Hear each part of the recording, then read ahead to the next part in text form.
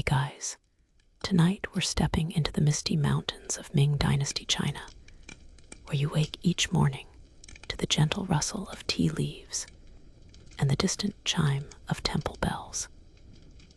Picture this. You're stretching in your simple wooden bed, feeling the cool mountain air drift through paper windows, knowing that today, like every day for the past 20 years, you'll tend to plants that emperors across the realm desperately crave. You probably won't survive the backbreaking labor of hauling water up mountainous terraces in wooden buckets. But hey, at least your tea will outlive you by centuries. So before you get comfortable, take a moment to like the video and subscribe, but only if you genuinely enjoy what I do here. Drop a comment letting me know where you're listening from and what time it is in your part of the world. I love seeing how this community spans the globe. Now dim the lights, maybe turn on a fan for that soft background hum, and let's ease into tonight's journey together. You slide your feet into straw sandals and step outside your modest farmhouse, breathing in air so crisp it makes your lungs tingle. The year is 1550, and you're living in the Fujian Mountains, where tea bushes cascade down hillsides like green waterfalls. Your village of 30 families has cultivated these slopes for generations, and frankly, you wouldn't trade this life for all the silk in Beijing, though sometimes you wonder what it's like to sleep past dawn. The mist clings to everything this morning, transforming familiar paths into mysterious trails that seem to lead nowhere and everywhere at once. You can barely make out your neighbor's roof through the fog, but you know old Chen is already up, probably muttering about his arthritic joints while checking his prized Tai Guan Yin bushes.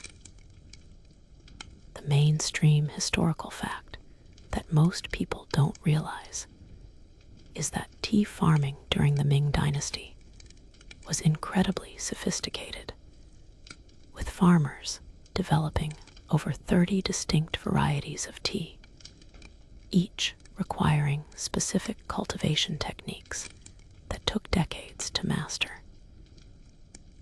Your day begins with a ritual as old as your grandfather's grandfather, checking the moisture in the soil with your bare hands, feeling for that perfect balance between too wet and too dry.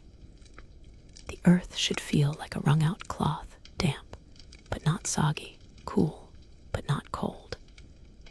You learned this from your father, who learned it from his father, in an unbroken chain of knowledge that stretches back to when tea was first discovered, allegedly by Emperor Shen Nung, when leaves accidentally fell into his boiling water.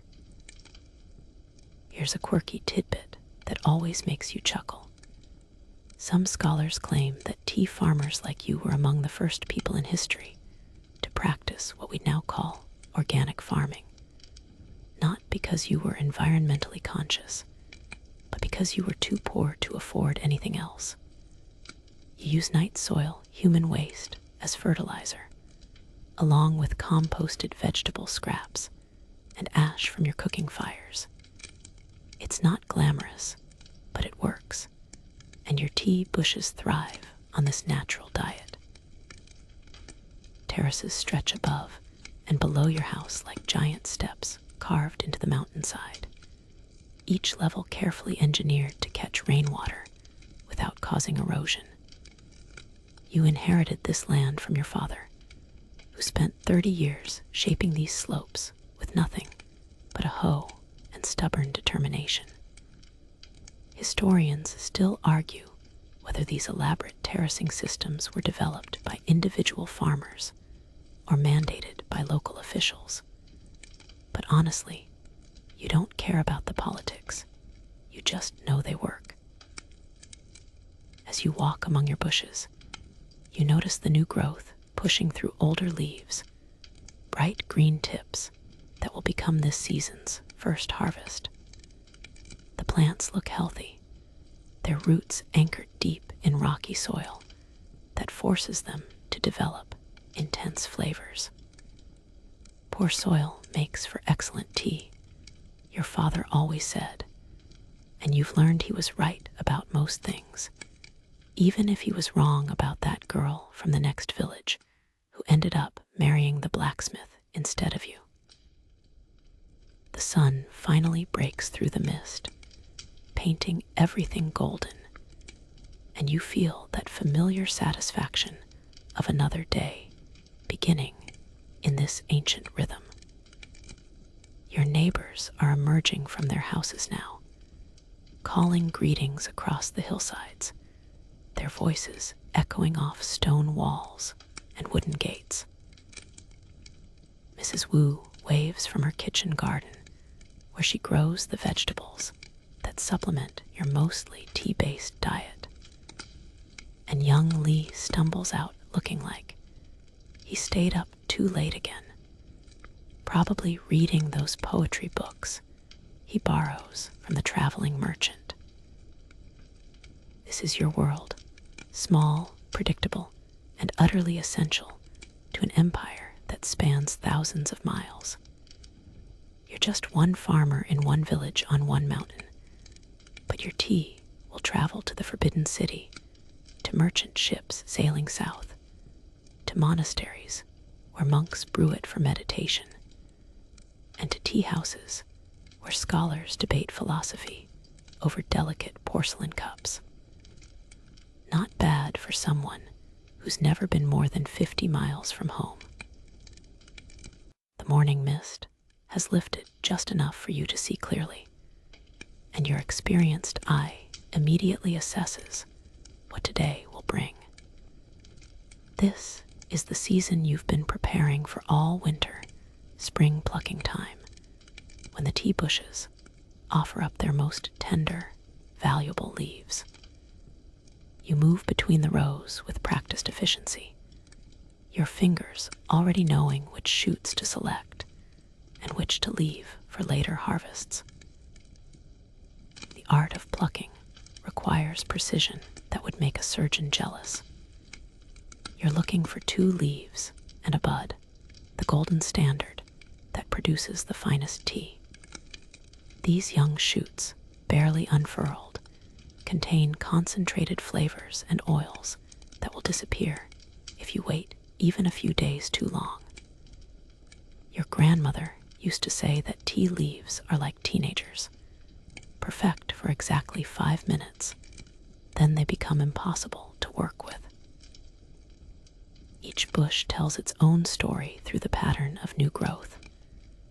Some plants, the ones on the eastern-facing slopes, wake up earlier and offer their tender shoots first.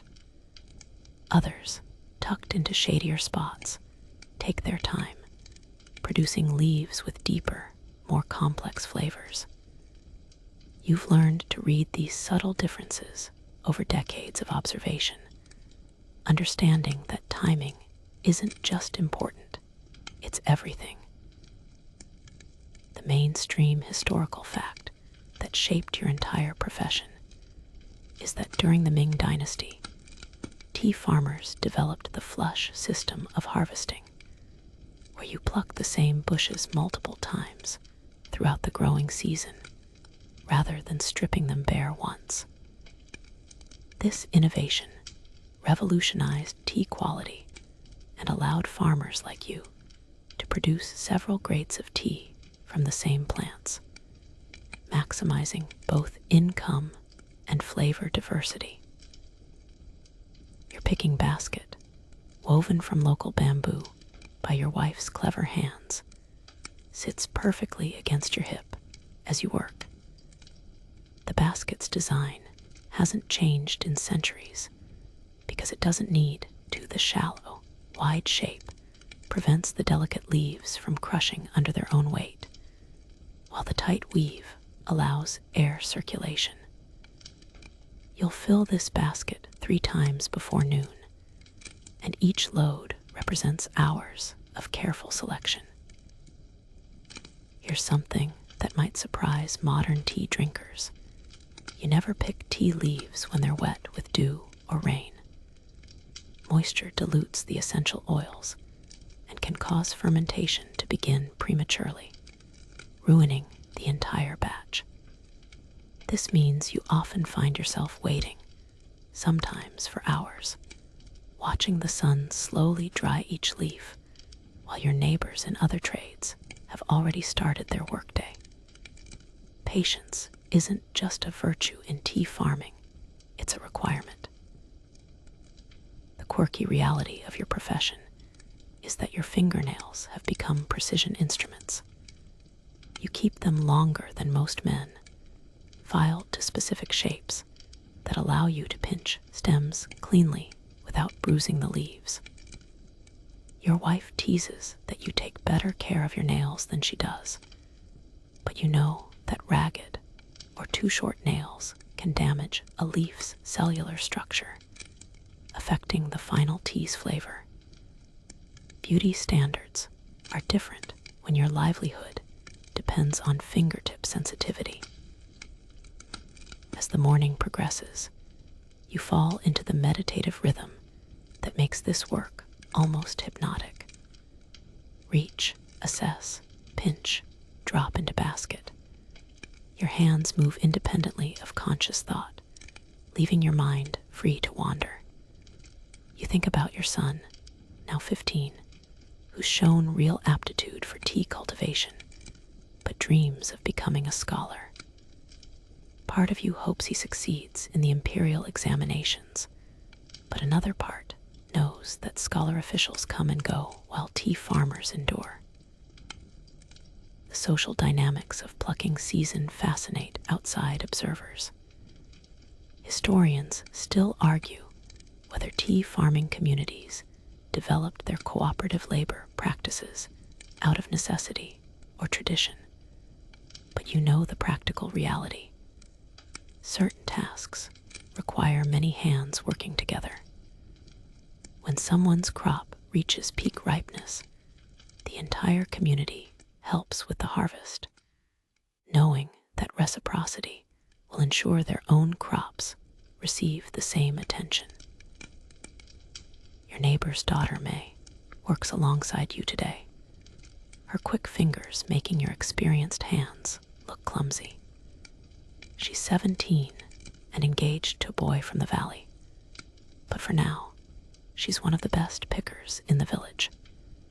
Her basket fills faster than yours, though you console yourself with the knowledge that speed isn't everything.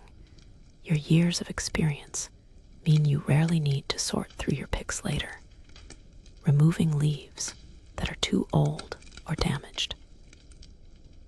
The sun climbs higher, and you know you have perhaps 2 more hours before the heat becomes too intense for quality picking.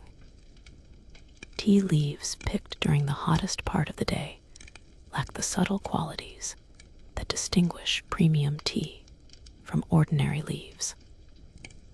This natural limitation shapes your entire daily rhythm, forcing you to work with nature rather than against it. By mid-morning, your first basket is full, and you pause to examine your harvest. The leaves look perfect, bright green, uniform in size, with that slight curl that indicates proper moisture content. You've been doing this for 23 years, and you still feel a small thrill of satisfaction when a picking session goes perfectly. These leaves will become someone's moment of peace, someone's morning ritual, someone's bridge between the ordinary and the sublime. You carry your first basket of fresh leaves back toward the processing area behind your house, where bamboo mats await in neat rows, like beds prepared for delicate patience. The transformation from fresh leaf to finished tea happens in your hands over the next several hours, and there's no room for mistakes. One wrong step, one moment of inattention, and weeks of careful cultivation become worthless brown dust.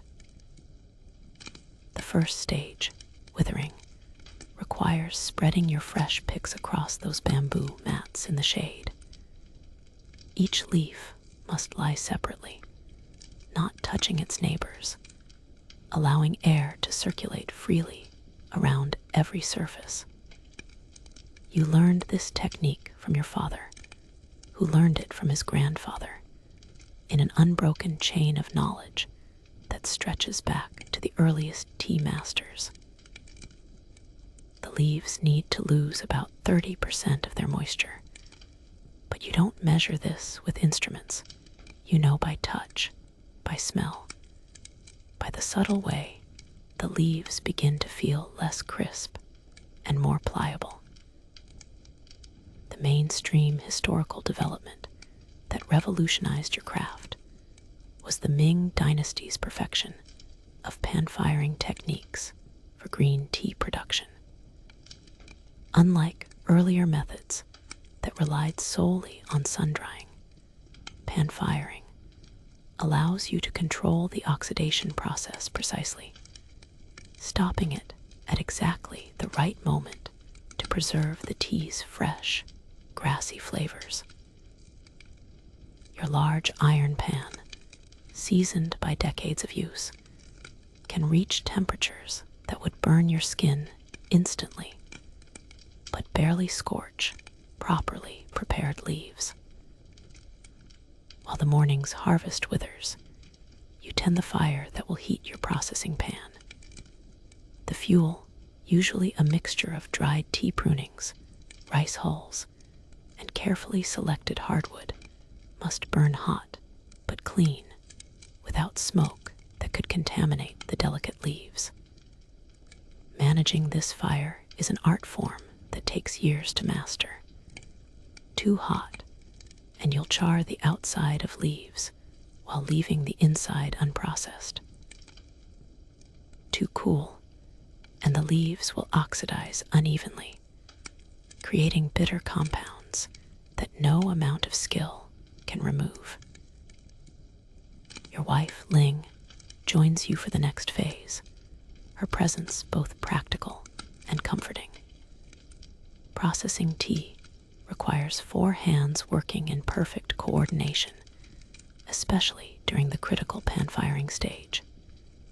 She tends the fire while you work the leaves, or vice versa, your movements synchronized by decades of partnership.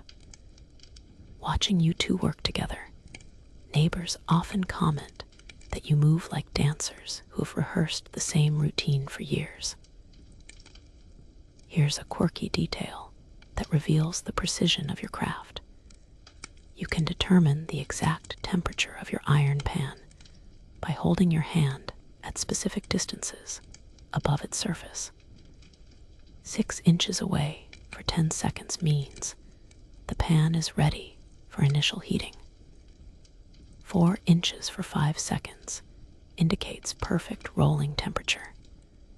2 inches for 2 seconds, well, that's when you know you're about to create either exceptional tea or expensive mistakes. There are no thermometers in your world, just accumulated wisdom expressed through nerve endings. The actual pan firing happens quickly, but demands total attention. You pour the withered leaves into the hot pan, where they immediately release steam and begin changing color from bright green to deeper, more muted tones. Using a bamboo paddle and your bare hands, yes, your hands, calloused enough to tolerate brief contact with metal hot enough to cook eggs, you keep the leaves moving constantly, ensuring even heating. Historians still argue whether the specific hand movements used in tea processing were developed independently in different regions or spread from a single source. But you know that your technique came from generations of trial and error. The rolling motion that shapes the leaves, the specific way you lift and toss to expose all surfaces to heat, the timing that determines when to remove the batch from the fire. These skills represent centuries of accumulated knowledge passed down through family lines. The leaves crackle and pop as their remaining moisture escapes rapidly. The sound tells you as much as the sight or smell. A steady, gentle crackling means everything is proceeding correctly, while rapid, violent popping indicates the temperature is too high. You adjust by moving the pan slightly away from the flame's center, or by adding small amounts of cooler leaves to moderate the batch temperature. As the processing continues, your kitchen fills with an aroma that never gets old, the sweet, grassy scent of leaves transforming into tea. It's a smell that permeates your clothes, your hair, your entire existence during processing season. Visitors from the city often comment on how your whole village smells like tea, but you hardly notice anymore. It's simply the scent of home, of livelihood, of tradition continuing as it has for centuries. The final rolling stage shapes the leaves into their characteristic twisted forms while they're still warm and pliable. This isn't just aesthetic. The rolling breaks down cellular walls, allowing the leaves to release their flavors more readily when eventually brewed. Your hands work the warm leaves like a potter shapes clay, applying just enough pressure to achieve the desired texture without crushing delicate structures. When finished, you spread the processed leaves on clean bamboo screens for final drying, where they'll rest until tomorrow's sorting and grading. Looking at the day's production, perhaps 10 pounds of finished tea from 30 pounds of fresh leaves, you feel the satisfaction that comes from completing skilled work well. These leaves will soon travel far from your mountain village, carrying with them the essence of this place, this season, this moment of perfect transformation. Evening settles over your village like a familiar blanket, and the day's processing work gives way to the social rituals that bind your community together. You step outside to find your neighbor Chen already brewing tea in his courtyard, the fragrant steam rising from his simple clay pot like incense in a temple. This is when the real magic happens, when tea transitions from agricultural product to cultural cornerstone, from work to worship, from commodity to communion. Your village tea house, really just a covered pavilion with low wooden tables and mismatched stools, becomes the evening's social center. Built by community effort 50 years ago, it serves as courthouse, news center, matchmaking venue, and philosophical salon, all rolled into one humble structure. Tonight, like most nights, you'll join the familiar circle of faces that has remained remarkably consistent despite the decades passing by like seasons. Old Master Liu, the village's most respected tea expert, presides over the evening ritual with the gravity of a priest conducting mass. His brewing technique, refined over 60 years of practice, transforms the simple act of steeping leaves into something approaching performance art. He measures tea with cupped palms rather than scales, judges water temperature by listening to the bubbles in his kettle, and times steepings by internal rhythms that seem connected to his heartbeat.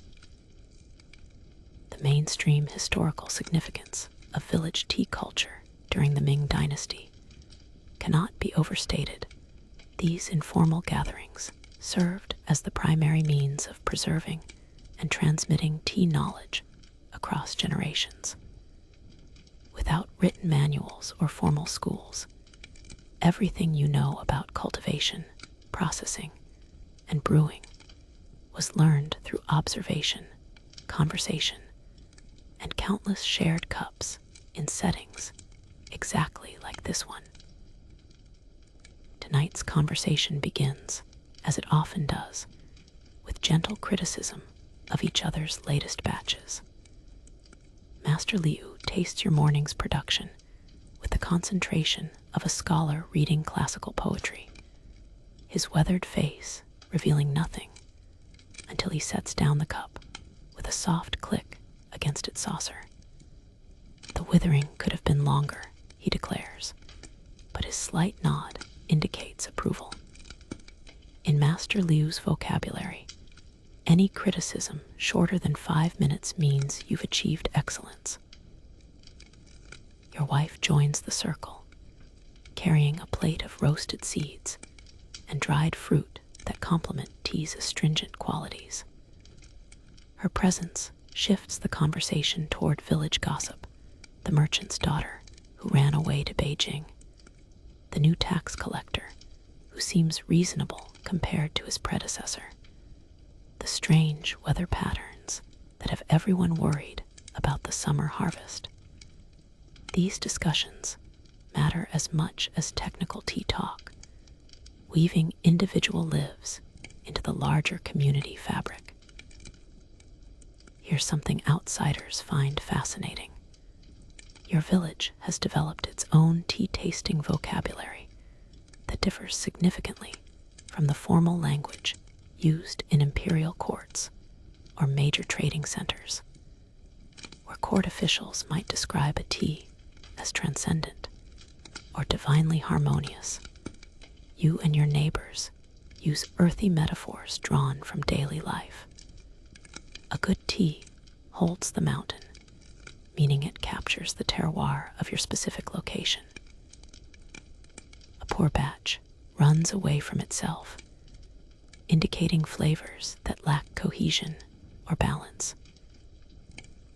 Young Li, the aspiring scholar, brings out his latest acquisition, a book of poetry from the provincial capital, and reads verses while you sip tea. This combination of literature and tea consumption represents a cultural practice that extends far beyond your remote village. Historians still argue whether tea culture influenced Chinese poetry or poetry shaped tea appreciation.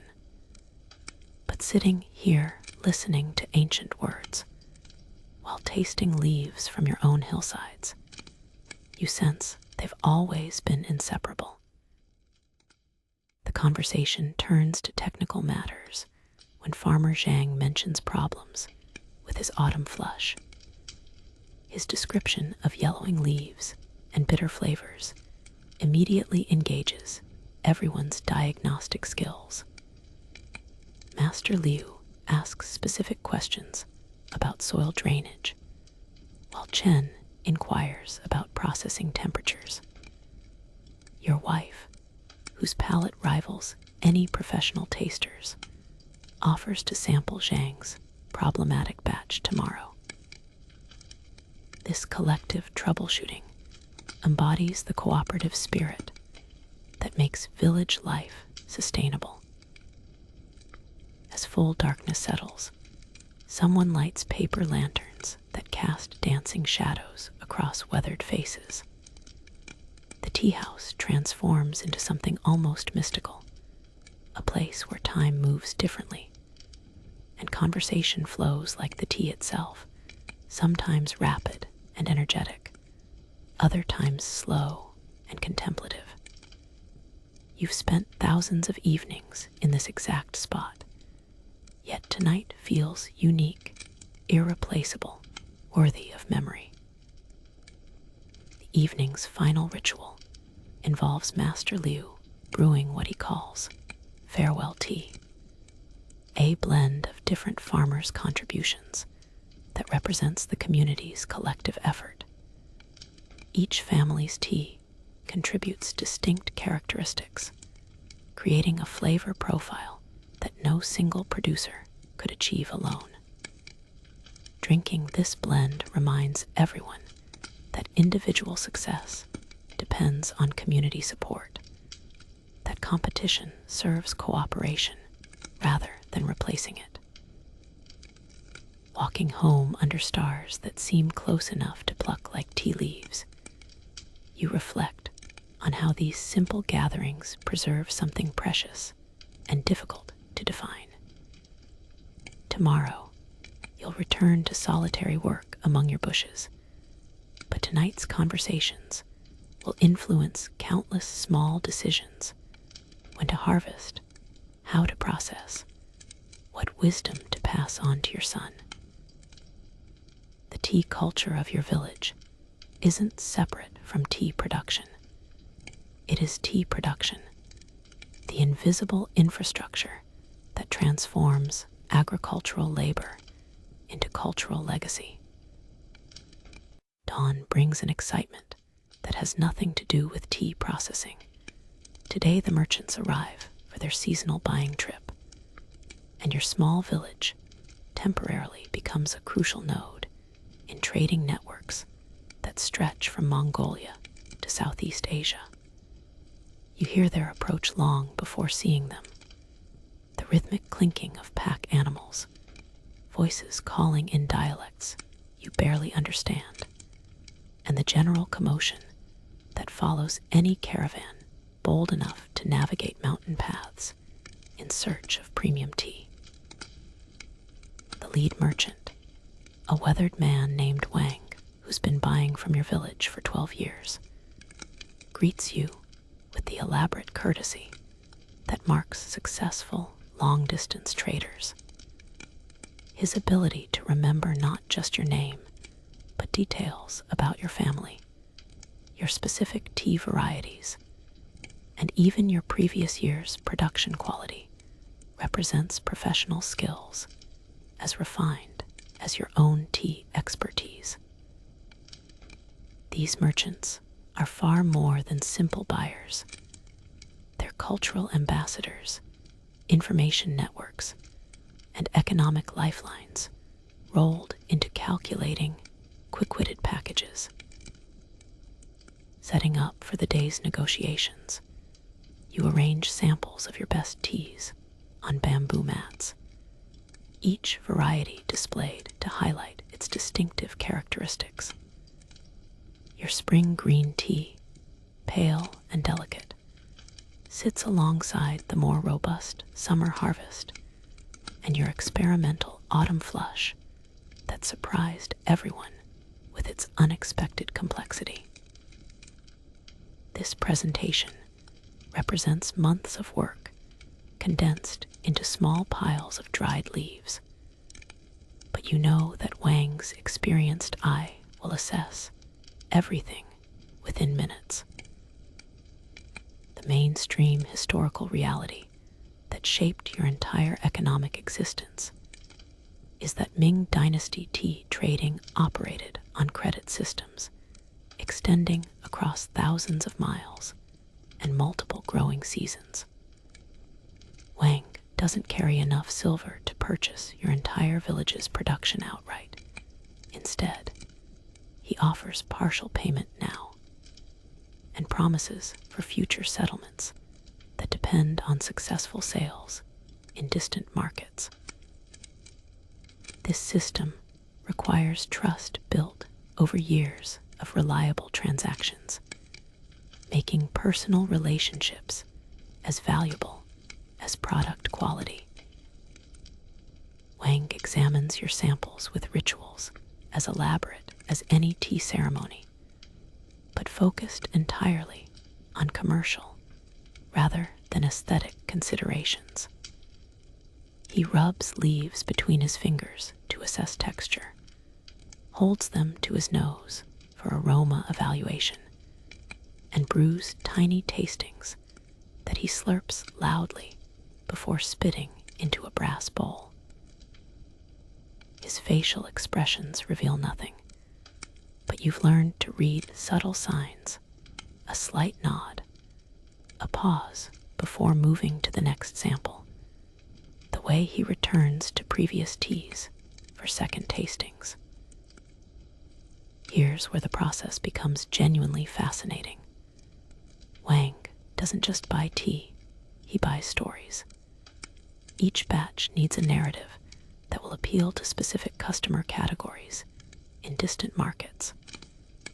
Your spring harvest becomes mountain mist green, picked at dawn by farmers whose families have worked these slopes for 8 generations. Your experimental autumn flush transforms into sunset gold, a rare variety developed through secret techniques passed down from Ming Dynasty masters. Marketing poetry matters as much as product quality in determining final prices. The haggling process unfolds according to elaborate protocols that would seem familiar to diplomats negotiating international treaties. Initial offers are ritually rejected with expressions of wounded dignity. Counteroffers are dismissed as insulting to generations of tea-making ancestors.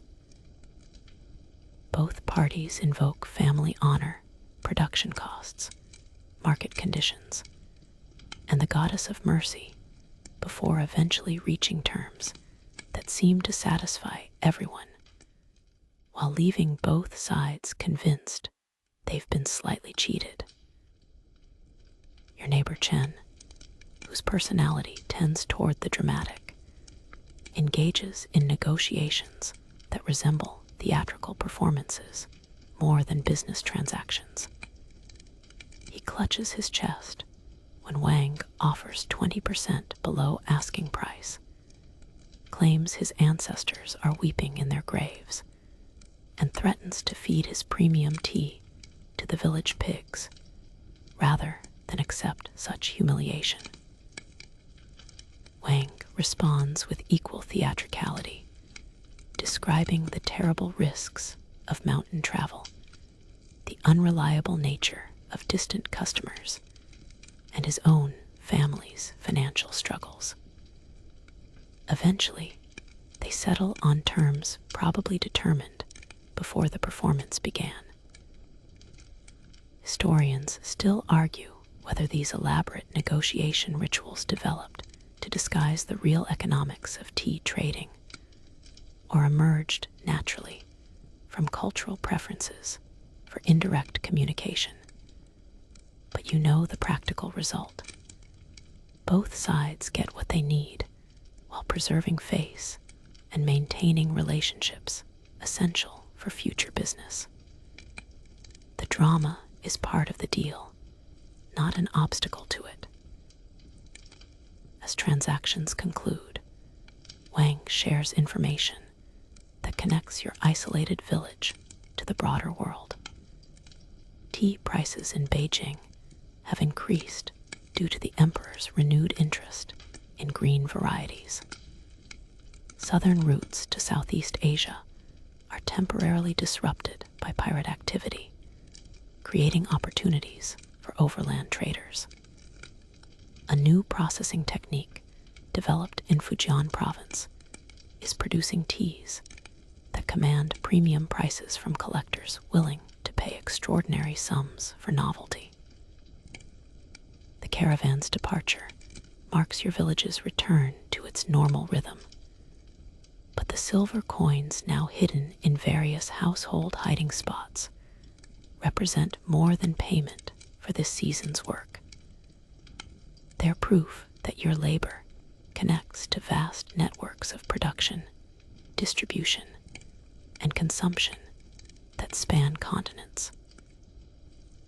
Your tea will soon brew in Mongolian yurts, scholarly academies, imperial palaces, and merchant houses throughout Asia, carrying with it the essence of your mountain village into contexts you can barely imagine. watching the pack animals disappear down winding paths, laden with bundles containing months of your community's collective effort. You feel simultaneously proud and slightly melancholy. Your tea is traveling toward adventures you'll never experience, but the village remains, season after season, the reliable source that makes those distant adventures possible. Summer arrives with an intensity that transforms your gentle mountain landscape into something more demanding and urgent. The tea bushes, stimulated by longer days and warmer temperatures, push out new growth with almost visible enthusiasm, creating harvesting opportunities that require different strategies than the delicate spring operations. You adapt your daily schedule to accommodate heat that makes midday work impossible, rising even earlier and extending evening hours to maximize productivity during cooler periods.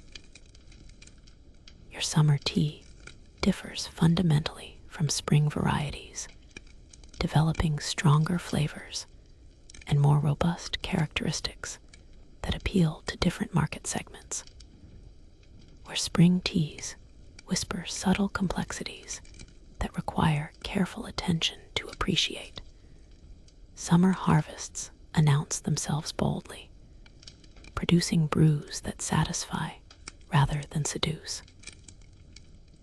This seasonal variation isn't a flaw to overcome, but a feature to celebrate, offering customers diverse experiences that reflect the natural rhythms governing your agricultural calendar. Processing challenges of summer harvest test skills developed over decades of practice. Higher ambient temperatures mean withering happens faster, sometimes too fast, requiring constant monitoring to prevent overdrying. Your iron processing pan retains heat longer, demanding adjustments to firing techniques that account for accumulated thermal mass. Even the bamboo mats used for drying behave differently, their moisture content affected by humidity levels that fluctuate unpredictably. Mainstream historical records indicate that Ming Dynasty tea farmers developed sophisticated irrigation systems specifically for summer cultivation, channeling mountain springs through bamboo pipes and carved stone channels that delivered water precisely where needed without creating erosion problems. Your own terraces include such systems, inherited from previous generations, who understood that consistent moisture during hot months determined the difference between profitable harvests and crop failures. The social dynamics of summer work create their own seasonal culture within your village community.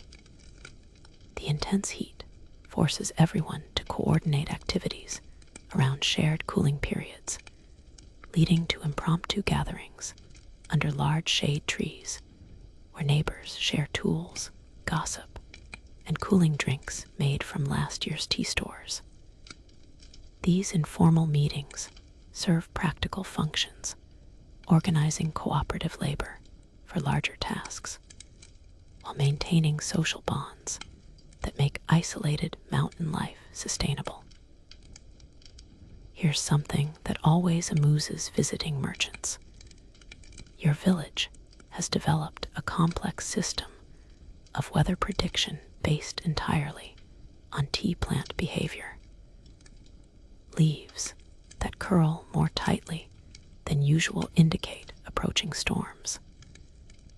Unusual growth patterns suggest temperature changes coming within days. The plants themselves become meteorological instruments, their responses to atmospheric pressure and humidity changes, providing forecasts more reliable than any official weather reports reaching your remote location. Your son helps more extensively during summer months, his school break coinciding perfectly with peak harvesting season. Watching him work, you see your own father's techniques emerging in his movements, genetic memory expressing itself through muscle patterns and instinctive timing. He's developing the calloused fingertips and weather-sensitive awareness that mark experienced tea farmers, though his dreams still reach toward scholarly careers that would take him far from these terraced hillsides. Autumn preparation begins even while summer harvests continue, requiring the mental flexibility to simultaneously manage immediate demands and long-term planning. You inspect each bush for winter pruning needs, noting which branches require removal and which should be encouraged to develop. The autumn flush, if weather conditions cooperate, might produce your most valuable tea of the year, small quantities, with concentrated flavors that command premium prices from connoisseurs willing to pay extraordinary sums for excellence. Historians still argue whether the autumn golden teas prized by Ming Dynasty emperors were naturally occurring seasonal variations or resulted from specific cultivation techniques. But you know the practical reality. Autumn teas require everything to align perfectly. Temperature swings that stress plants just enough to concentrate flavors without causing damage. Rainfall patterns that provide adequate moisture without diluting essential oils. Harvesting timing so precise that a day's delay can transform exceptional leaves into merely adequate ones. The approaching winter brings anticipation mixed with relief, months of reduced activity that allow equipment maintenance, family time, and the quiet contemplation that balances frantic growing seasons. But first comes the final harvest push, when experience and intuition combine to capture autumn's unique offerings before cold weather ends the cycle. Your hands move through familiar motions, but your attention focuses completely on subtle variations that distinguish this year's autumn flush from all previous seasons. Evening temperatures begin dropping noticeably, reminding you that seasonal rhythms control more than agricultural schedules. They shape the entire pattern of life in your mountain village. Soon fires will burn continuously. Neighbors will gather more frequently for warmth and companionship, and the endless cycle that defines your existence will prepare for another revolution. But tonight, summer still holds sway, and your tea bushes continue producing the leaves that connect your small world to distant empires and ancient traditions. Your son kneels beside you in the early morning mist, his 15-year-old hands surprisingly steady as he attempts the delicate leaf-pinching technique that took you years to master. This moment represents more than casual instruction. It's the continuation of knowledge that has passed through your family line for 7 generations. Each father teaching each son the accumulated wisdom that transforms ordinary farming into a cultural art form. Whether he ultimately chooses tea cultivation or scholarly pursuits, these skills will remain part of his identity forever. teaching process requires patience that mirrors tea cultivation itself. You demonstrate the proper finger position dozens of times, explaining how the thumbnail should pierce the stem while the fingertip protects the precious leaves from bruising. His initial attempts are clumsy, predictably so, but you remember your own father's gentle corrections and resist the urge to rush instruction that must unfold naturally. Mastery cannot be forced, only cultivated through repetition, observation, and gradual understanding. Your wife contributes knowledge areas that complement your technical expertise, but extend far beyond basic agriculture. She maintains the family's seed collection, carefully preserved varieties that represent decades of selective breeding for flavor, disease resistance, and adaptation to your specific microclimate.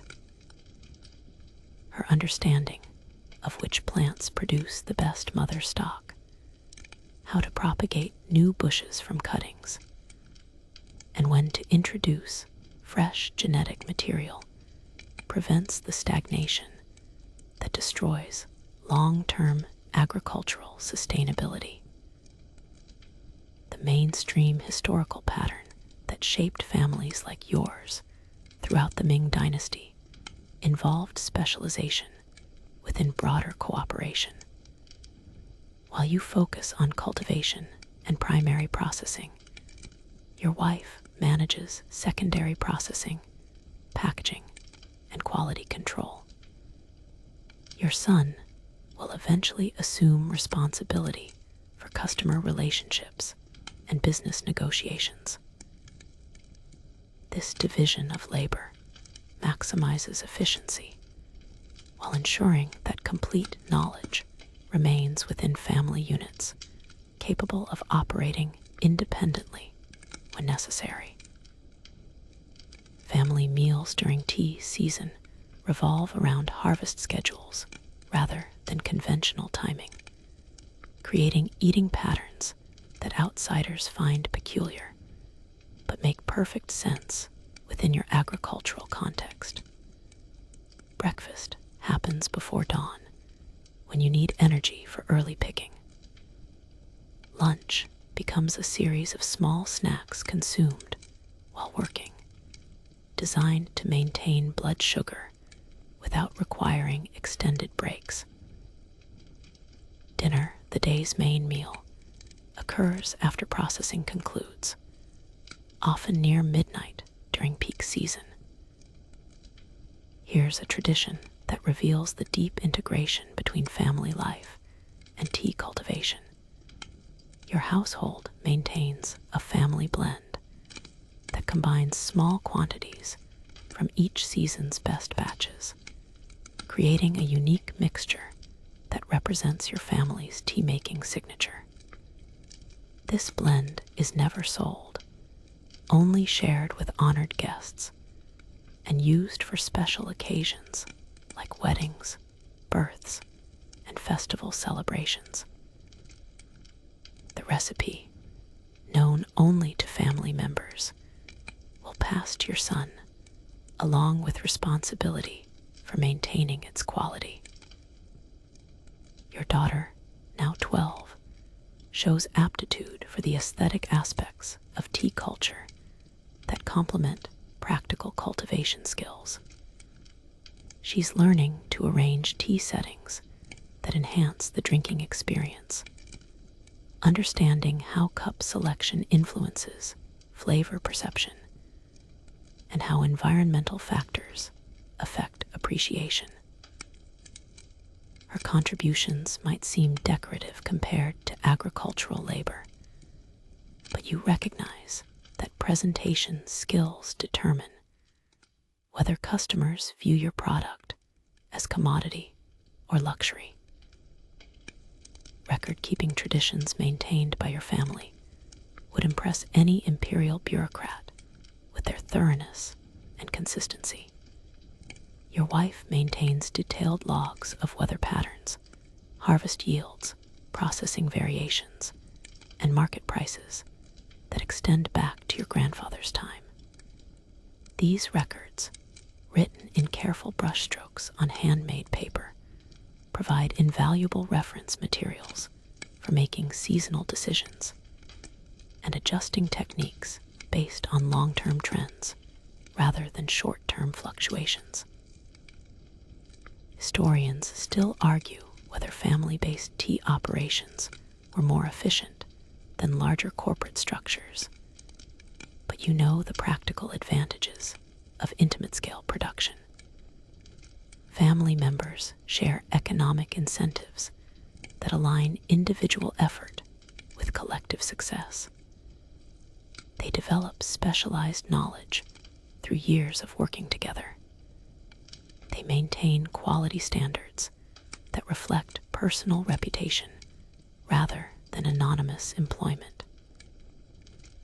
They adapt quickly to changing conditions because decision-making involves consultation rather than bureaucratic hierarchy. Evening instruction sessions around your kitchen table cover topics that extend far beyond technical tea knowledge. Your son learns arithmetic through calculating harvest yields and profit margins. He studies geography by understanding trade routes and market destinations. He practices calligraphy by copying classic texts about tea cultivation and appreciation. Education happens naturally within the context of family business rather than a separate academic exercise.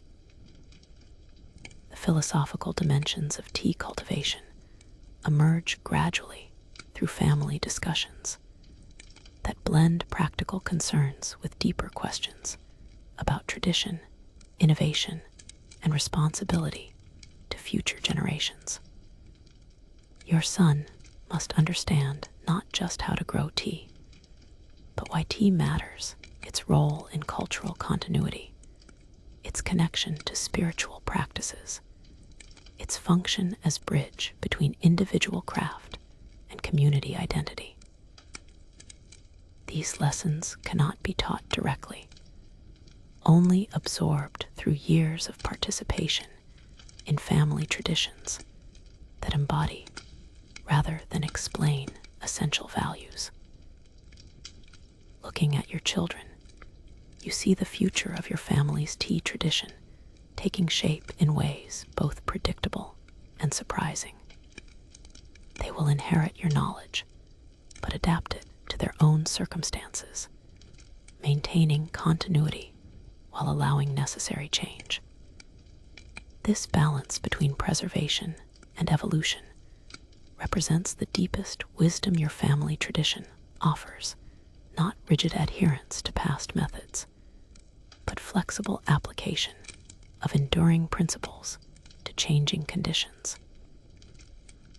A courier arrives at your village on a foam-flecked horse, bearing news that transforms your quiet agricultural routine into something approaching international significance. The Emperor's tea master has specifically requested samples of your region's autumn harvest for evaluation at court, an honor that sends ripples of excitement and anxiety throughout your community. Suddenly, your small-scale family operation finds itself potentially connected to the most powerful person in the world, though you'll probably never meet anyone closer to imperial authority than this exhausted messenger. The request carries weight far beyond simple commercial opportunity. Imperial approval can establish your tea's reputation permanently, creating market demand that ensures prosperity for generations. Conversely, imperial disappointment might damage your region's standing so severely that merchants avoid your products for years. The stakes are simultaneously thrilling and terrifying, making every processing decision feel monumentally important despite your decades of experience with similar work. Your preparation for imperial evaluation requires techniques refined beyond normal commercial standards. The leaves selected must represent absolute perfection, uniform size, optimal maturity, flawless appearance that reflects not just agricultural skill, but artistic sensibility. You spend hours examining individual leaves through a magnifying lens borrowed from the village's medicine man, discarding specimens that would easily pass normal quality standards, but fail to meet the extraordinary requirements of imperial assessment. The mainstream historical reality that governs your current situation is that Ming Dynasty emperors wielded absolute power over tea market dynamics through their personal preferences. When Emperor Wanli declared his fondness for a particular processing style, tea farmers across the empire adapted their techniques within a single season. Your potential imperial connection represents more than prestige. It's economic survival in a system where royal taste determines market value more powerfully than any other factor. Processing tea destined for imperial evaluation demands modifications to techniques you've perfected over decades. The withering must achieve precisely 35% moisture reduction, measured not by instruments, but by subtle changes in leaf flexibility that you've learned to detect through fingertip sensitivity. The pan-firing temperature must remain consistent within degrees that you judge by holding your hand at specific distances above the heated surface. Every step requires perfection that would exhaust you if maintained year-round. Your wife takes charge of packaging preparations, understanding that presentation matters as much as product quality when dealing with imperial expectations. She prepares bamboo containers lined with silk cloth that will preserve the tea's aromatics during transport, while creating an unboxing experience worthy of palace ceremonies.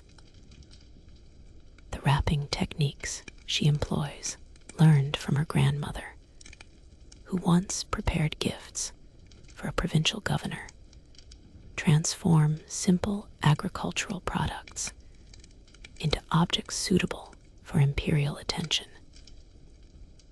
Here's something that reveals the complexity of imperial tea culture. The emperor doesn't actually taste your tea directly. Instead, a hierarchy of palace tea experts evaluates submissions through multiple rounds of assessment, each level applying increasingly refined criteria until only exceptional samples reach the imperial attention. Your tea must satisfy master brewers, senior courtiers, and finally, the emperor's personal tea servant before earning imperial notice. The system ensures quality while protecting royal dignity from direct contact with potentially inferior products.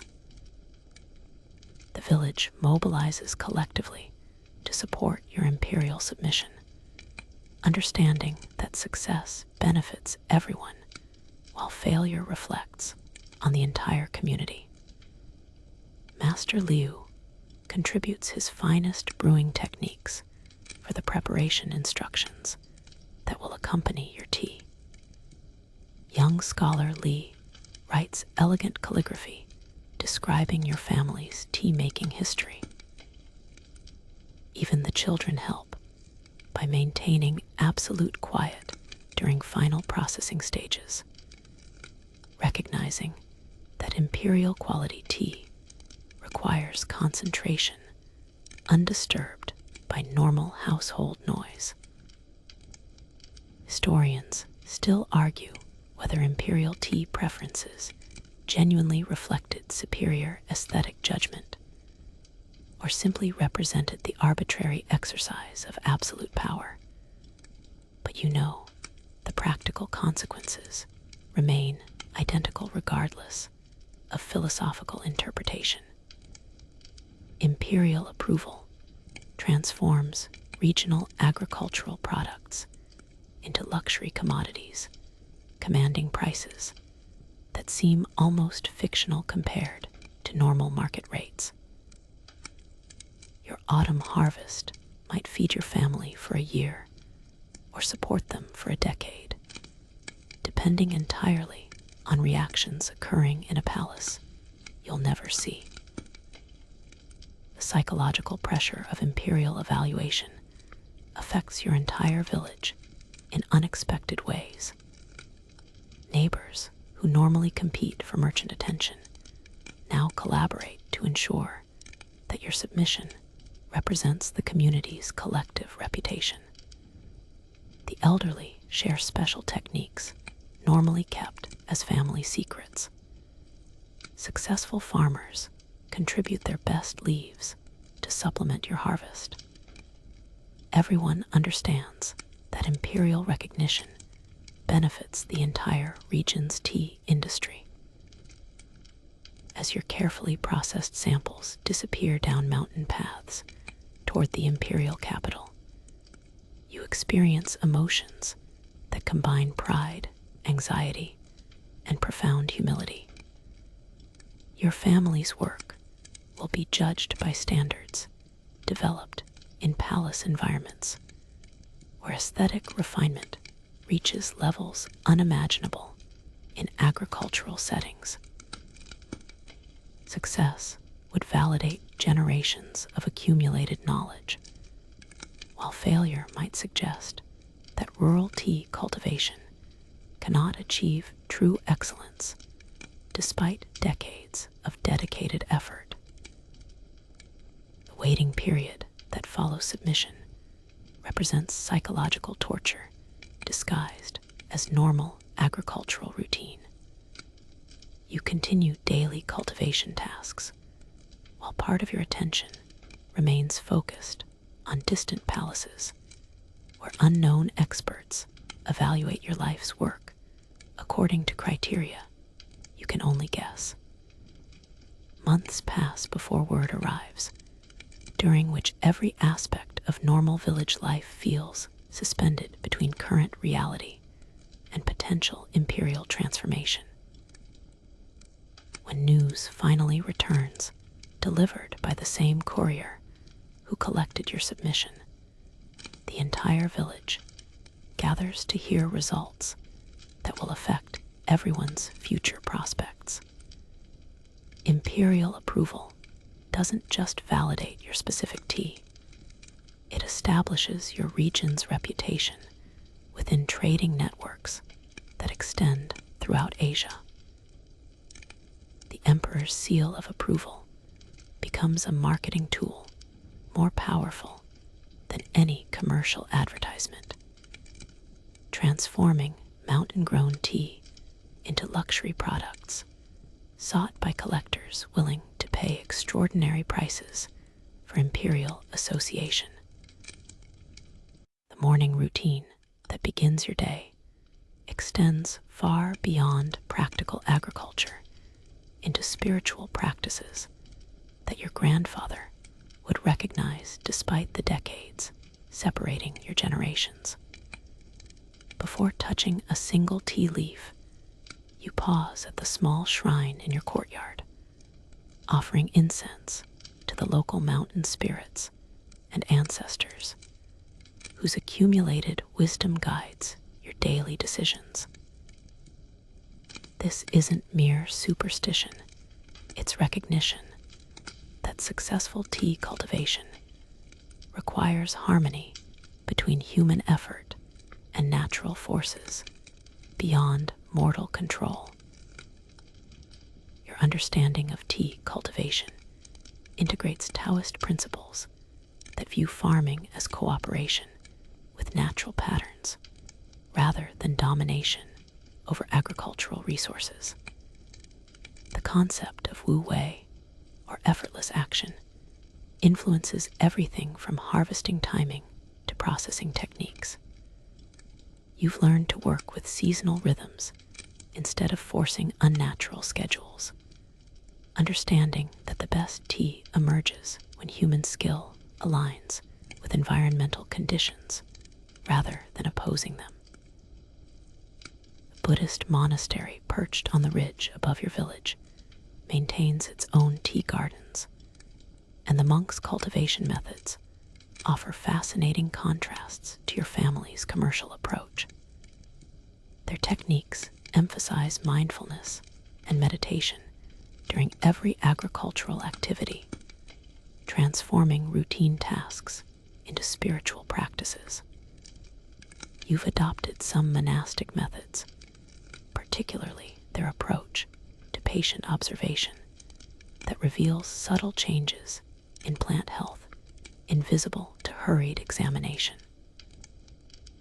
Mainstream historical records document extensive connections between tea cultivation and religious practices throughout the Ming Dynasty, with both Buddhist and Taoist traditions contributing philosophical frameworks that elevated agricultural labor into spiritual discipline. Tea farmers like yourself often served as informal bridges between monastic communities and secular society, sharing practical knowledge while absorbing contemplative approaches that enriched both agricultural and spiritual understanding. The tea ceremony performed in your household each evening serves functions that extend beyond simple beverage consumption into family meditation that reinforces social bonds while creating space for quiet reflection. Your wife prepares tea with movements that mirror temple rituals, each gesture deliberate and meaningful rather than merely functional. The shared silence during brewing allows individual contemplation within collective activity, demonstrating how spiritual practice integrates naturally into domestic routine. Here's something that might surprise modern practitioners. Your village's tea culture includes divination practices that use tea leaves for fortune-telling and decision-making guidance. After finishing the final cup of evening tea, family members examine the leaf patterns remaining in their bowls, interpreting configurations according to traditional symbology that relates natural forms to future possibilities. These readings influence practical decisions about planting, harvesting, and business choices, blending spiritual guidance with agricultural planning. The seasonal festivals that punctuate your agricultural calendar integrate tea offerings with religious observances in ways that demonstrate the deep connections between cultivation practices and spiritual traditions. During spring planting ceremonies, the first tea of the new season is offered to earth spirits whose cooperation ensures successful harvests. Autumn celebrations include tea presentations to ancestors whose guidance continues influencing family agricultural decisions generations after their deaths. Your son's education includes instruction in classical texts that relate tea cultivation to broader philosophical principles, helping him understand that agricultural work participates in cosmic patterns, extending far beyond immediate practical concerns.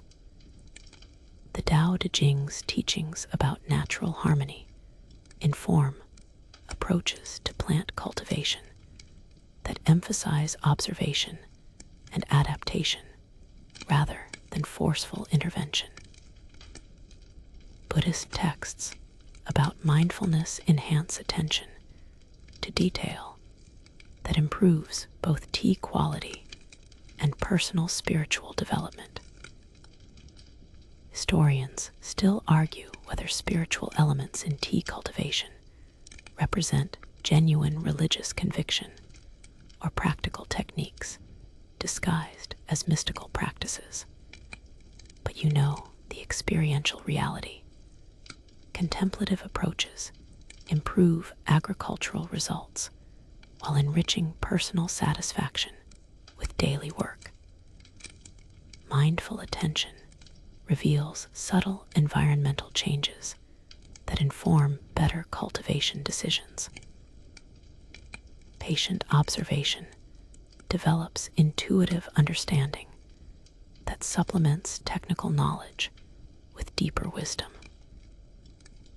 The integration of spiritual and practical elements appears most clearly during processing activities that require sustained concentration and precise timing. The meditative state necessary for optimal pan firing naturally emerges when attention focuses completely on immediate sensory experience, temperature, aroma, visual changes, sound patterns, without distraction from past concerns or future anxieties. Spiritual practice and technical mastery reinforce each other until they become indistinguishable aspects of unified activity. Your relationship with the tea plants themselves reflects animistic beliefs that regard vegetation as possessing spiritual qualities deserving respect and gratitude rather than simple exploitation. You speak to the bushes during cultivation, thanking them for their cooperation and explaining your intentions before harvesting or pruning. This practice, which might seem eccentric to urban visitors, reflects genuine appreciation for the partnership between human cultivator and plant ally that makes tea production possible. The mountain environment surrounding your village supports spiritual practices through natural beauty that inspires contemplation and reveals connections between individual agricultural labor and universal patterns. Morning mist rising from terraced hillsides suggests the ethereal qualities that distinguish exceptional tea from merely adequate products. Evening light, filtering through tea bush foliage, creates visual metaphors for the transformation processes that convert ordinary leaves into beverages capable of inducing transcendent experiences. Walking among your tea bushes in the pre-dawn darkness, you experience moments of profound connection that unite personal effort with ancestral wisdom, family tradition with cosmic harmony, individual work with universal patterns. These experiences provide meaning that transcends economic concerns, transforming agricultural labor into spiritual practice that enriches life far beyond material rewards. Tomorrow you'll return to practical tasks, but tonight's contemplation nourishes the inner resources necessary for sustained engagement with work that demands both technical skill and spiritual depth. Your hands move automatically toward the bamboo picking basket that hangs by your door. Its familiar weight and balance, as comfortable as an extension of your own body after 23 years of daily use. This basket, woven by your wife's grandmother according to patterns unchanged for centuries, represents the sophisticated simplicity that characterizes traditional tea cultivation tools. Every dimension serves specific functions. The wide, shallow design prevents delicate leaves from crushing under their own weight, while the tight bamboo weave allows air circulation essential for maintaining leaf quality during harvest. The set of specialized knives arranged on your workbench tells the story of tea cultivation's technical complexity through their varied shapes and purposes. The pruning blade, curved to follow natural branch angles, enables precise cuts that promote healthy regrowth rather than traumatic wounds that invite disease. The harvesting knife, thin and flexible, allows delicate stem separation without damaging adjacent buds. Your grandfather forged these tools himself, understanding that mass-produced implements lack the subtle variations that make hand-forged tools extensions of their users' intentions. Your processing equipment represents generations of accumulated refinement, each piece modified through years of experience to achieve optimal performance for your specific requirements. The iron pan used for firing tea has developed a seasoning layer that prevents sticking while conducting heat evenly across its entire surface. The bamboo paddles worn smooth by decades of use transfer heat without scratching the pan's prepared surface. Even the wooden handles show the patina that develops when tools serve their purposes perfectly over extended periods. Mainstream historical evidence indicates that Ming Dynasty tea farmers developed tool-making skills that rivaled professional craftsmen, creating implements specifically adapted to their individual cultivation methods and local conditions. Your workshop contains examples of this tradition: carved bamboo measures that contain exactly the right quantity of tea for single processing batches, wooden forms that shape dried tea into consistent presentations, and stone weights calibrated to apply optimal pressure during final shaping stages. The precision required for quality tea production demands measurement techniques that rely more on accumulated sensory experience than mechanical instruments. You judge temperature by holding your hand at specific distances from heated surfaces, timing steeping intervals by internal rhythms developed through years of practice, and assessing moisture content through fingertip sensitivity that can detect differences unmeasurable by available instruments. These skills represent technology embodied in human perception rather than external devices. Here's something that always fascinates visiting merchants: your ability to duplicate successful processing results without written records or standardized measurements. Each batch of tea requires adjustments based on seasonal conditions, leaf characteristics, weather patterns, and dozens of other variables that change constantly. Your techniques succeed because they're flexible systems rather than rigid procedures, allowing adaptation to changing circumstances while maintaining consistent quality standards. The bamboo screens used for drying processed tea demonstrate the sophisticated engineering that underlies apparently simple traditional technology. Their weave pattern creates air circulation that removes moisture evenly without creating hot spots that might overdry portions of each batch. The frame construction provides structural stability while remaining light enough for easy handling. The materials, locally grown bamboo selected for specific characteristics, resist warping and splitting despite constant exposure to varying humidity levels. Your tea storage system reflects understanding of preservation requirements that must maintain quality for months or even years between processing and consumption.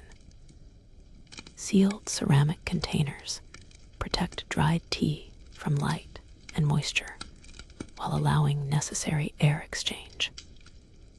Wooden boxes lined with bamboo strips provide additional protection during transport. Paper wrappings made from mulberry bark create barriers against contamination while permitting continued aging that actually improves flavor complexity over time. Historians still argue whether traditional tea tools represented optimal design solutions or simply reflected limitations of available materials and manufacturing techniques. But you know the practical reality. Modern alternatives often prove inferior to traditional implements when evaluated through extended use. Machine-made baskets lack the flexibility that prevents leaf damage. Metal tools conduct heat differently than bamboo paddles. Synthetic materials create static charges that affect delicate leaf handling. The maintenance rituals that preserve your tool's functionality require knowledge as specialized as tea cultivation itself. Bamboo implements need periodic oil treatments that prevent cracking without creating residues that might contaminate tea flavors.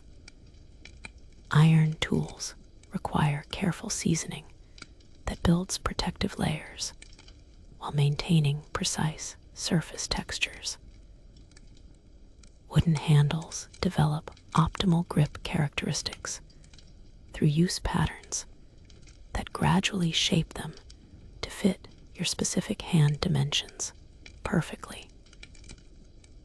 Your son's tool education begins with understanding that implements extend human capabilities rather than replacing human judgment. Teaching him proper basket handling techniques, you emphasize how tool selection affects not just efficiency, but quality outcomes. The wrong basket damages leaves. Improper knife angles create wounds that compromise plant health. Processing tools used at incorrect temperatures ruin months of careful cultivation work. Technical mastery requires integration of human skill with appropriate tools rather than dependence on equipment alone. The seasonal tool maintenance that occupies winter months when agricultural activity slows demonstrates the interdependence between successful cultivation and careful equipment stewardship. You repair bamboo splits with techniques learned from your father, reshape worn tool edges according to optimal angles determined through years of experience, and prepare new implements that will replace worn equipment when spring work resumes. This cycle of renewal ensures that tools remain reliable extensions of human capability rather than limitations on agricultural potential. The first frost transforms your mountain landscape into a crystalline world where each tea bush wears a delicate armor of ice that will either protect or destroy, depending on temperature fluctuations over the coming weeks. This morning, you move carefully among dormant plants, assessing winter damage potential and implementing protection strategies developed through generations of cold weather tea cultivation. Your breath creates small clouds that dissipate quickly in air, so clear it seems to magnify distant mountain peaks into sharp-edged monuments. Your winter routine shifts from active cultivation to maintenance activities that determine next season's success more decisively than any spring or summer efforts. The pruning decisions you make during dormant months shape each plant's productivity for the entire following year, requiring judgment that balances current plant health against future harvest potential. Each cut must consider branch angles, bud positioning, air circulation, and structural strength that will support heavy leaf loads during peak growing season. The workshop behind your house becomes your primary work environment, as outdoor temperatures make field activities impossible except during brief midday warming periods. Here you repair bamboo baskets damaged during harvest season, reshape processing tools worn by months of intensive use, and prepare equipment needed for spring planting. This indoor work provides essential variety during months when agricultural activity reduces to monitoring and planning rather than active cultivation. Mainstream historical records indicate that Ming Dynasty tea farmers used winter months for knowledge preservation activities that maintained cultural continuity across generations and geographical regions. Your own winter evenings include sessions where Master Liu shares techniques learned during his youth, when tea cultivation methods differed significantly from current practices. These informal schools ensure that valuable knowledge doesn't disappear when individual practitioners retire or die. Your family's winter tea consumption increases dramatically as cold weather creates demand for warming beverages that also provide psychological comfort during months of reduced social activity. The stored tea from previous harvests offers opportunities to evaluate your seasonal production decisions retrospectively, comparing different processing variations to identify techniques worth repeating or modifying. This extended tasting process influences planning decisions for the upcoming growing season. Here's something that reveals winter's crucial role in tea cultivation. Many of your finest teas actually improve during cold weather storage, developing flavor complexities impossible to achieve through processing alone. The slow chemical changes that occur in properly stored tea require the stable temperatures and consistent humidity that winter weather provides naturally. Your storage areas become aging chambers where time transforms good tea into exceptional products. The social rhythms of winter village life create extended opportunities for knowledge sharing that busy growing seasons don't permit. Neighbors visit more frequently, staying longer around warm fires while discussing cultivation techniques, market conditions, and family concerns that affect agricultural planning. These conversations lubricated by generous tea consumption, preserve community knowledge while strengthening social bonds essential for cooperative labor during intensive seasons. Your son's winter education intensifies as reduced outdoor work creates time for formal instruction in subjects that complement practical tea knowledge. Mathematics lessons focus on calculating harvest yields, profit margins, and resource allocation. Geography study emphasizes trade routes and market locations. History instruction covers tea cultivation's development and its role in Chinese culture. This integrated curriculum prepares him for responsibilities that extend beyond simple agricultural labor.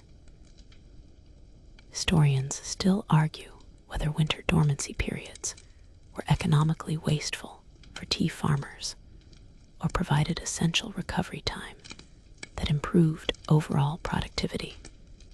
But you know the experiential reality. Forced rest periods restore physical energy and mental clarity depleted by intensive growing seasons. Winter months offer psychological respite that makes seasonal agricultural labor sustainable over decades rather than burning out practitioners after a few years. The equipment preparation that occupies much of your winter time includes crafting specialized tools that commercial suppliers don't provide. You carve new bamboo measures to replace worn specimens, forge metal implements designed for your specific techniques, and weave baskets adapted to your particular harvesting methods. This custom tool production ensures that next season's work proceeds with implements perfectly suited to your individual requirements. Your wife uses winter months for activities that support tea cultivation indirectly, but crucially. She processes medicinal herbs gathered during autumn, preparing remedies for common agricultural injuries and illnesses that might interfere with critical work periods. She maintains the family's seed collection, testing viability and planning genetic improvements that will gradually enhance your tea bush's productivity and disease resistance. The planning sessions that dominate winter evenings require synthesizing information from multiple sources. Last season's production records, market feedback from merchant contacts, weather pattern observations, and technical innovations learned from neighboring farmers. These discussions result in modification plans that will guide next year's cultivation decisions, from planting schedules to processing technique experiments that might improve quality or efficiency. Looking out at snow-covered terraces where dormant tea bushes wait patiently for spring's return, you feel the deep satisfaction that comes from successful seasonal transitions. Winter's apparent inactivity masks essential preparation activities that make next year's cultivation possible. The cycle that seemed to end with autumn's final harvest continues underground, in root systems gathering strength for explosive spring growth, in carefully maintained tools ready for renewed service, in accumulated knowledge that will guide another year of cooperation between human skill and natural abundance. The late afternoon sun slants across your terraced hillsides, illuminating tea bushes that represent more than agricultural investment. They embody decades of accumulated decisions, seasonal adaptations, and quiet innovations that have gradually refined your family's contribution to a cultural tradition extending back over 1,000 years. Standing among plants you've tended since they were tender shoots, you realize that your life's work has become inseparably woven into landscape patterns that will outlive you by generations, continuing to nourish both soil and souls long after your hands no longer shape their growth. Your reflection naturally turns to the knowledge transfer that has occupied increasing attention as your son matures toward full agricultural responsibility. The techniques you've spent 23 years perfecting must somehow pass intact to another generation, while allowing necessary adaptations to changing conditions you cannot foresee. This challenge, preserving essence while permitting evolution, represents the deepest responsibility of your agricultural vocation, requiring wisdom that extends far beyond technical expertise into understanding how traditions survive across centuries. The merchants who visit your village each season carry your tea toward destinations you've never seen, connecting your isolated mountain community to urban centers, imperial palaces, and distant countries where people you'll never meet experience moments of pleasure or contemplation, enhanced by leaves from your specific terraces. This realization imbues daily cultivation tasks with significance that transcends immediate economic concerns, transforming routine agricultural labor into cultural contribution, whose impact ripples outward in ways impossible to measure or fully comprehend. Mainstream historical evidence suggests that tea farmers during the Ming Dynasty rarely achieved individual recognition beyond their local communities. Yet, their collective contributions established China's tea culture as a global influence that continues shaping human experience centuries later. Your own anonymity within this vast tradition feels appropriate rather than disappointing. You're part of something larger than personal achievement, a cultural river whose individual drops matter less than the combined flow that nourishes civilizations. Your family's accumulated innovations, modest individually but significant collectively, represent the gradual refinements that improve traditional practices without abandoning their essential wisdom. The slight modifications you've made to processing temperatures, the seasonal timing adjustments developed through careful observation, the quality improvements achieved through patient experimentation. These contributions will influence tea production long after their origins are forgotten, absorbed into the tradition as seamlessly as tributaries merge into rivers. Here's something that strikes you as both humbling and inspiring.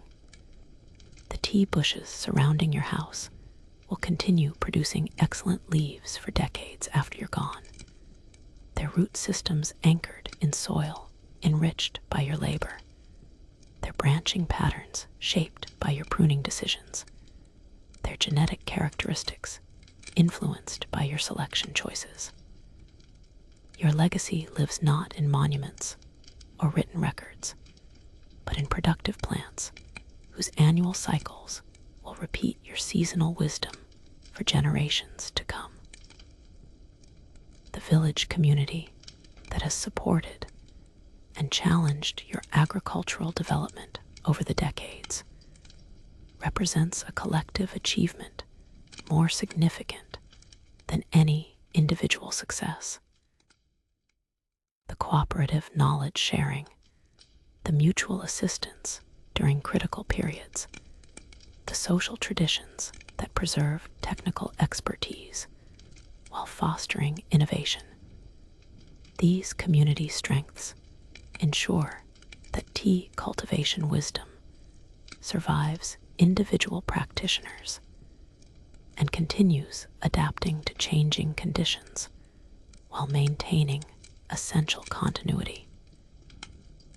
Your wife's contributions to your family's tea cultivation success deserve recognition that traditional gender roles often obscure.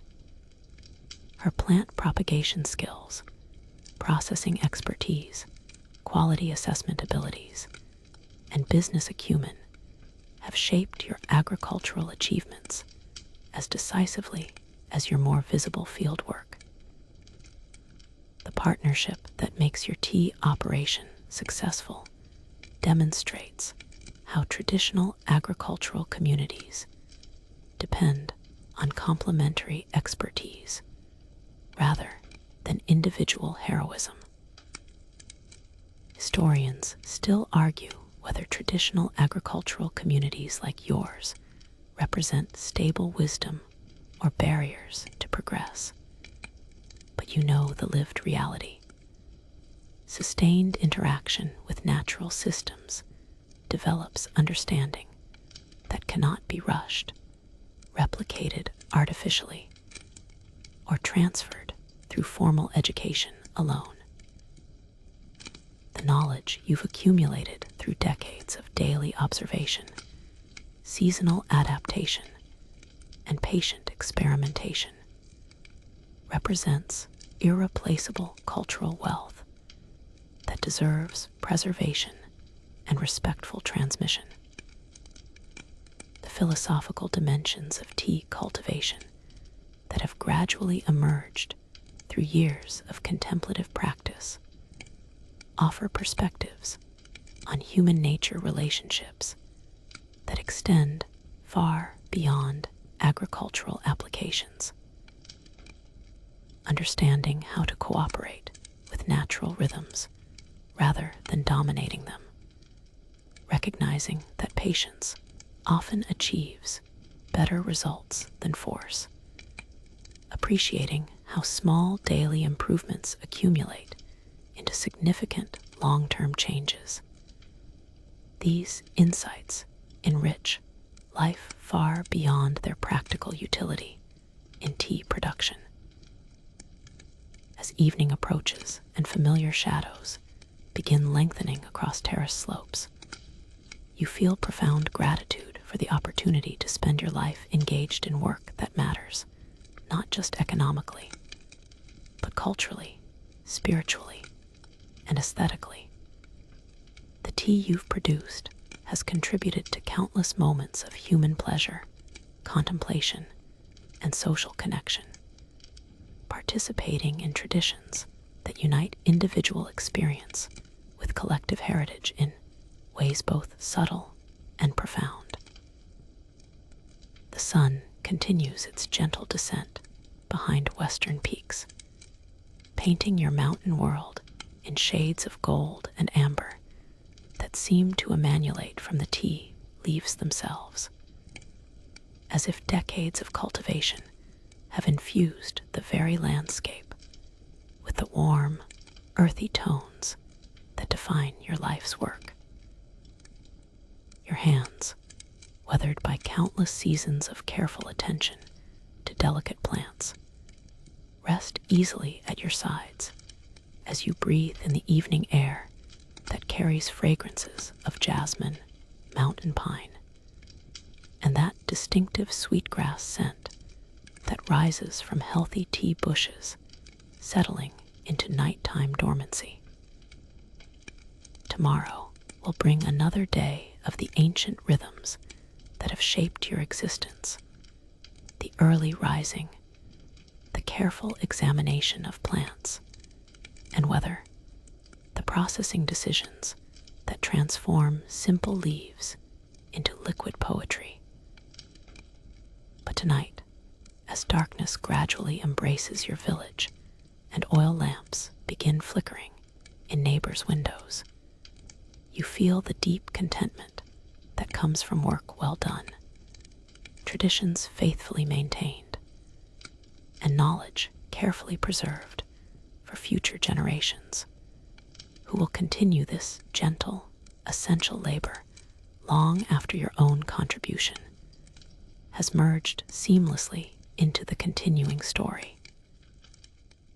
The tea plants around you settle into peaceful rest, their roots drawing strength from soil enriched by generations of careful tending, their branches holding tomorrow's potential in buds that will unfurl when spring returns with its promise of renewal, growth, and another season of quiet miracles. In this moment, surrounded by the fruits of patient labor and sustained by the knowledge that your life's work contributes to something far greater than individual achievement, you understand that true fulfillment comes not from grand gestures or dramatic accomplishments, but from daily dedication to excellence in service of traditions that nourish both body and spirit across the centuries. Sleep comes easily in the mountains, carried on breezes that whisper through tea bushes like ancient lullabies, while stars appear one by one in skies so clear they seem close enough to touch, watching over dreams filled with the gentle rhythms of seasons, harvests, and the timeless dance between human care and natural abundance that makes the impossible seem effortless, the ordinary appear sacred, and the simple work of growing tea feel like participation in something eternal, beautiful, and profoundly, quietly meaningful.